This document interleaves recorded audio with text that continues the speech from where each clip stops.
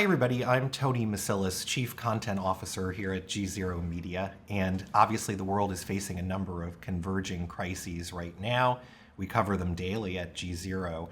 Technology touches each of them in a profound way. And so I wanted to talk to somebody who's a real expert in that and digital access in general. And Vickie Robinson is the General Manager of Microsoft's Airband Initiative. Vickie, it's so great to see you again. It's always great to see you, Tony. Thanks so much for having me. No, thanks for being here. And I want to actually start on Airband because I'm not sure how much our viewers know about it. So maybe if you can just briefly tell us a bit about the project, the initiative, and what your work is. Sure, happy to do so. So the Microsoft Airband Initiative is actually a corporate social responsibility program, and it's laser focused on work that we can do to close the global digital divide. And what that means is the chasm between those who have access to being online and the tools to use it and those who do not. And so that's what the Airband Initiative is all about. We're doing this work primarily through partnerships that provide access to affordable broadband, which is key, but also the devices that are necessary to actually use connectivity once you have it.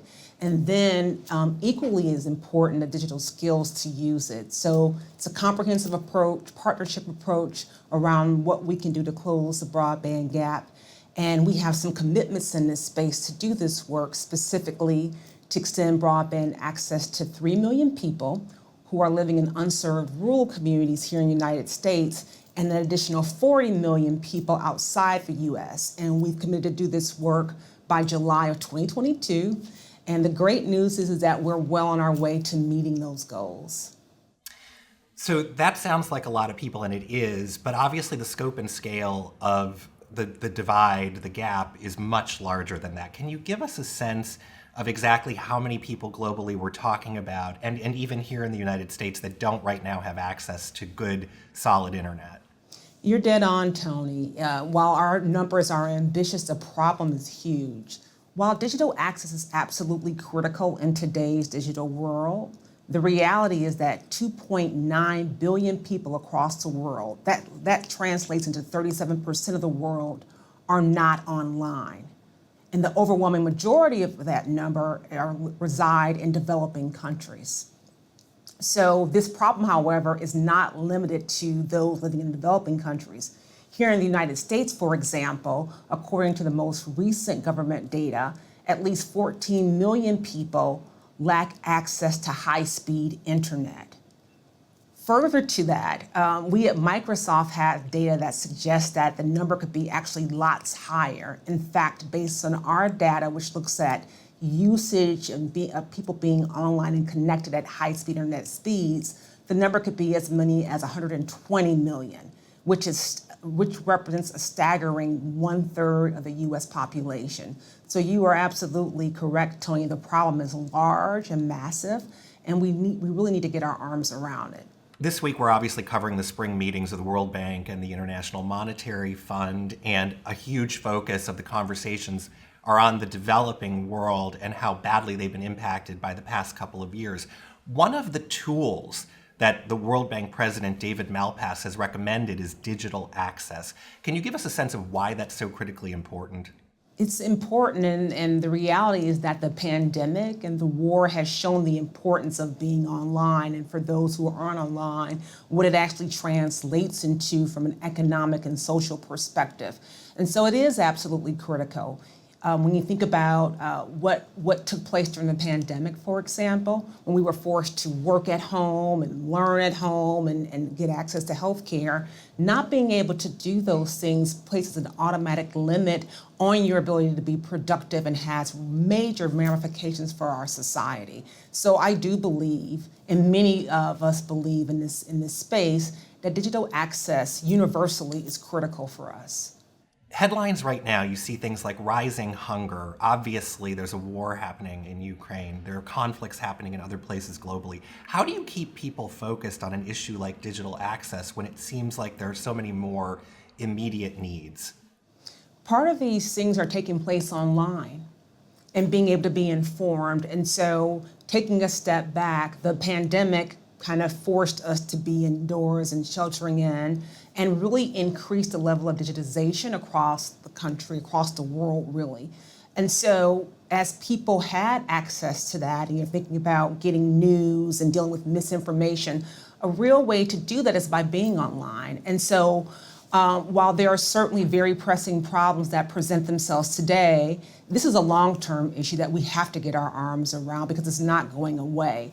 In fact, there will be more digitization requiring more people to have access to internet as opposed to less. The UN tracks 17 sustainable development goals. They're things like hunger and eradicating poverty and climate change. Almost all of them have experienced setbacks, if not enormous setbacks, over the period of the last couple of years. And now the war is only threatening them further. To what extent has that also impacted digital equity and the spread of digital access and connectivity? And are you concerned about it? It may be a surprise to you, but I'm not concerned about it. And here's why. I think that even if you take all the challenges that we're facing as a world right now, one thing that one sort of upside to these challenges and things like the pandemic is that they make the case for the importance of being connected. There is a reason why connectivity and universal access is described by many as SDG 0. In fact, the thought is that everything, if we really want to tackle some of these big problems and meet these SDGs in a fundamental way, attacking, getting our arms around digital access for all is a way that we can do it. And so I think I'm cautiously optimistic that if we can continue to keep the focus on this issue, that this will be a way to actually help accelerate progress on those SDGs.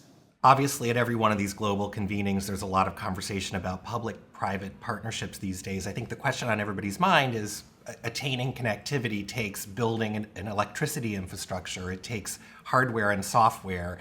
Who pays for all of this, and what's the responsibility of the private sector versus the public?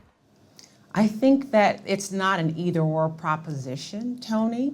Governments certainly have a role to play, and in many countries there's a statutory requirement that governments do and undertake efforts to get people connected and online.